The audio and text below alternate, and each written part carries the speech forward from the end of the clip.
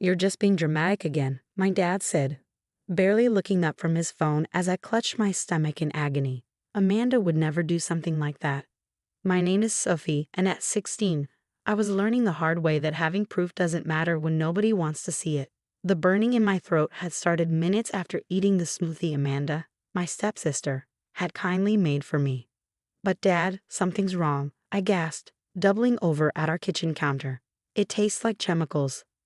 "Oh please," Amanda cut in, her perfect ponytail swinging as she rolled her eyes. "I made it with the same ingredients I always use. You're just trying to get attention, as usual." The burning was spreading now, moving from my throat to my chest. Black spots danced at the edges of my vision.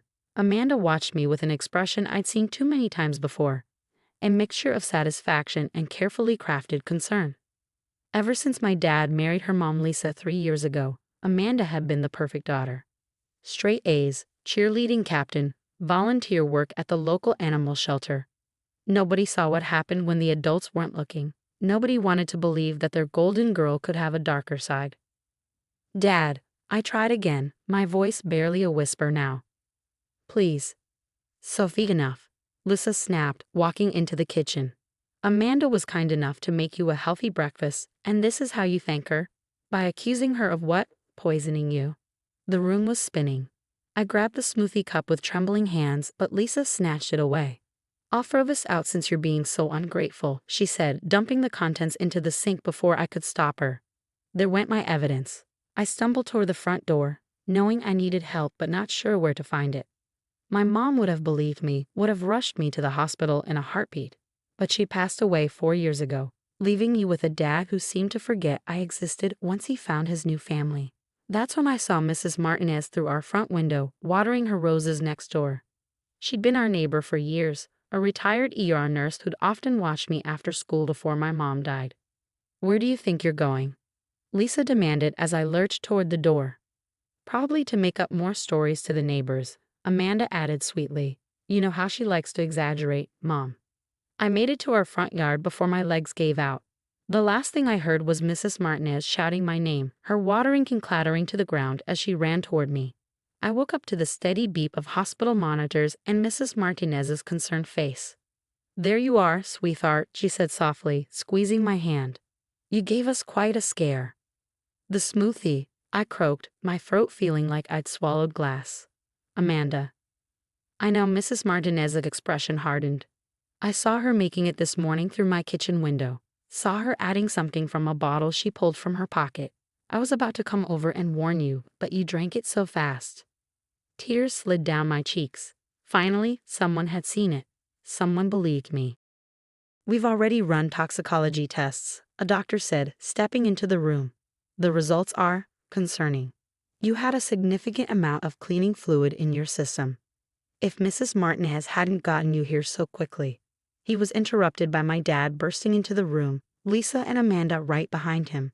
"Sophie, baby, are you okay?" He looked terrified, nothing like the dismissive man from this morning. They're saying you were poisoned." "Oh, that's ridiculous," Lisa cut in smoothly. "It was probably just food poisoning. Right, Amanda?" But Amanda's perfect mask had finally cracked. She stood frozen in the doorway, staring at Mrs. Martinez with undisguised fear. "Actually," Mrs. Martinez said, her voice steel wrapped in silk, "I have video footage from my security camera showing exactly what Amanda put in that smoothie. Would you like to see it, or should I show the police first?" The color drained from Amanda's face. Lisa started sputtering excuses. My dad just stood there, looking lost, finally forced to see what had been happening under his own roof. I closed my eyes, exhausted but relieved. The truth was finally coming out, thanks to one person who cared enough to pay attention. Mrs. Martinez squeezed my hand again, and I knew this was just the beginning of a long overdue reckoning. The hospital room became a battleground of denials and accusations. Lisa was in full damage control mode, her perfectly manicured hands gesturing wildly as she tried to explain away the inexplicable. "It must have been an accident," she insisted, pacing the small room. "Amanda would never intentionally." "I have 3 months of footage," Mrs. Martinez interrupted calmly, holding up her phone. 3 months of Amanda adding things to Sophie's food when no one was watching. I started recording after I noticed Sophie getting mysteriously ill every few weeks. My dad collapsed into the chair by my bed, his face ashen. 3 months, he whispered. But why didn't you say something sooner? Mrs. Martinez's eyes flashed. I tried. Remember when I came over to discuss Sophie's frequent stomach aches? You said she was just stressed about school. When I suggested taking her to a doctor, Lisa here said I was overstepping. I remembered that day. Lisa had practically pushed Mrs. Martinez out the door, then lectured me about not sharing family problems with neighbors. Amanda hadn't moved from the doorway, her usual confidence shattered. I just wanted. Just wanted what? The new voice belonged to Detective Sarah Mills, who stepped into the room with quiet authority. To hurt your stepsister. To see how much you could get away with. The next hour was a blur of police statements and medical examinations. The toxicology report revealed not just today's cleaning fluid, but traces of other substances from previous incidents, small amounts of bleach, soap, even plant fertilizer. Each revelation hit my dad like a physical blow. We'll need to take Amanda down to the station, Detective Mills said finally. Mr. Peterson, as she's a minor, you or her mother will need to accompany her. Lisa immediately jumped in. This is absurd. We're not going anywhere until we speak to our lawyer. Amanda is a straight-A student, a model citizen.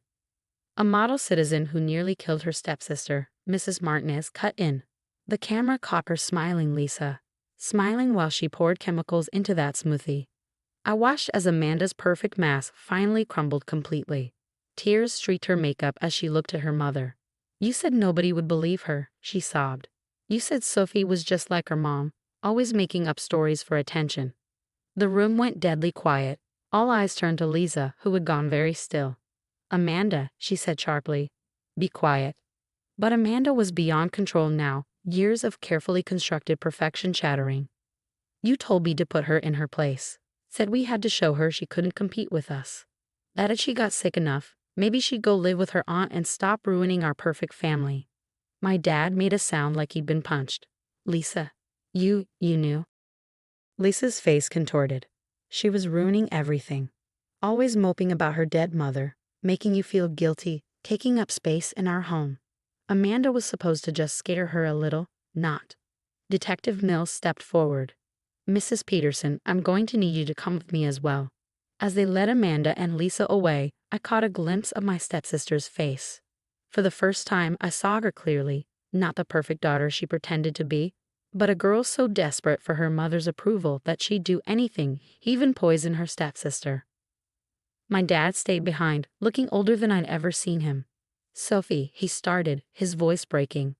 I don't know how to. Don't, I said, turning away from him. Just don't. Mrs. Martinez, who hadn't left my side, spoke up. I think Sophie needs rest now. And you, Mr. Peterson, need to do some serious thinking about how you let things get this far. As my dad shuffled out, Detective Mills returned with news that would change everything. We're going to need to search your house, she told my dad. Based on Amanda's statement, there may be evidence of previous attempts. I closed my eyes, exhausted but oddly peaceful. The truth was finally out, though I knew this was just the beginning of a much longer story. Mrs. Martinez adjusted my blanket, her presence more comforting than my own family had been in years. It's some sleep, sweetheart, she said softly. Tomorrow's going to be a new day. She was right, tomorrow would be different. The perfect facade of our blended family had cracked wide open, revealing the poison that had been lurking beneath the surface all along. As I drifted off to sleep, I wondered what other truths would come to light in the days ahead. 3 weeks after the incident, I sat in Mrs. Martinez's sunlit kitchen, watching her prepare breakfast. Real breakfast, not the health smoothies that had landed me in the hospital. The changes in my life since that day felt almost surreal. Amanda and Lisa were facing serious charges. My stepsister had been placed in a juvenile detention center with mandatory psychological counseling, while Lisa was out on bail, staying with relatives in another state. The investigation had revealed a disturbing pattern of manipulation and abuse, with Lisa as the orchestrator and Amanda as her willing accomplice. Your pancakes are getting cold, Mrs. Martinez said gently, pulling me from my thoughts. Since my release from the hospital, I've been staying with her while my dad tried to figure out how to be a father again. Thanks for everything, I said, meaning so much more than just breakfast. I don't know what would have happened if you hadn't been watching out for me. She sat down across from me, her kind eyes serious. You know, your mother and I were good friends. She made me promise to keep an eye on you if anything ever happened to her. I just wish I'd done more sooner." A knock at the door interrupted us. It was my dad, looking uncomfortable in a way that had become familiar over the past weeks. He'd been coming by every morning, trying to rebuild what his negligence had broken. "Ready for school?" he asked, hovering in the doorway. He wasn't allowed to have me stay at our house yet, not until the investigation was complete and the authorities were sure it was safe. "Almost," I replied, finishing my pancakes. The awkwardness between us was still heavy, but it was different now. He was trying, really trying, for the first time since Mom died. At school, things had changed too. The story had gotten out, of course. In a small town, something like this couldn't stay quiet. Amanda's friends, who used to join in her subtle bullying, now avoided eye contact in the hallways. Teachers who had praised my stepsister's perfectionism while ignoring my struggles were suddenly extra attentive. "Sophie," my dad said as we pulled up to the school, "I have something to tell you. I've been talking with your Aunt Sarah, your mom's sister." My heart skipped. Aunt Sarah had distanced herself after Dad married Lisa, who made it clear she didn't want my mom's family interfering with our new life. "She's moving back to town," he continued, "and I think maybe you should live with her for a while. Not because I don't want you," he added quickly, seeing my expression, "but because I need to work on myself, on being the father you deserve. And until then, you need someone who can give you the stability I failed to provide." Tears pricked at my eyes, but they weren't entirely sad ones. This was the first time since Mom died that Dad had put my needs before his own desires. "Mrs. Martinez can still be part of your life, of course," he added. "She's proven to be more family to you than," he trailed off, the weight of his failures hanging in the air. After school, I found Mrs. Martinez waiting in her garden. She smiled as I approached, but I could tell she already knew about the arrangement with Aunt Sarah. "Your father called," she confirmed. "I think it's a good decision.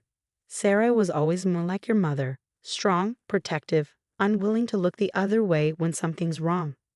I hugged her impulsively. "You're not getting rid of me that easily. I'll still come over for pancakes." "You better," she laughed, then turned serious.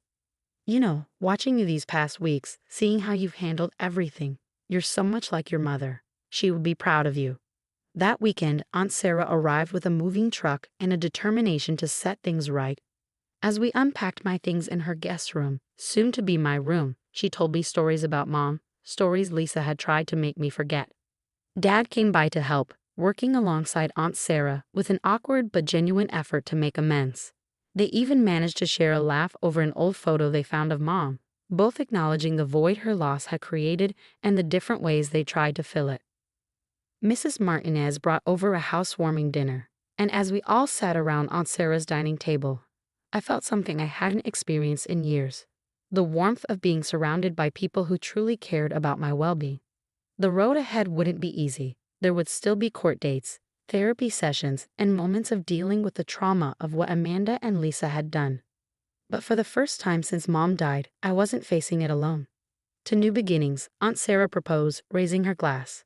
And to keeping our eyes open, Mrs. Martinez added meaningfully. To family, Dad said quietly, and doing better. I looked around at these three adults, each playing a different but vital role in my recovery and future. This wasn't the family I was born into, or even the one Dad had tried to force with Lisa and Amanda.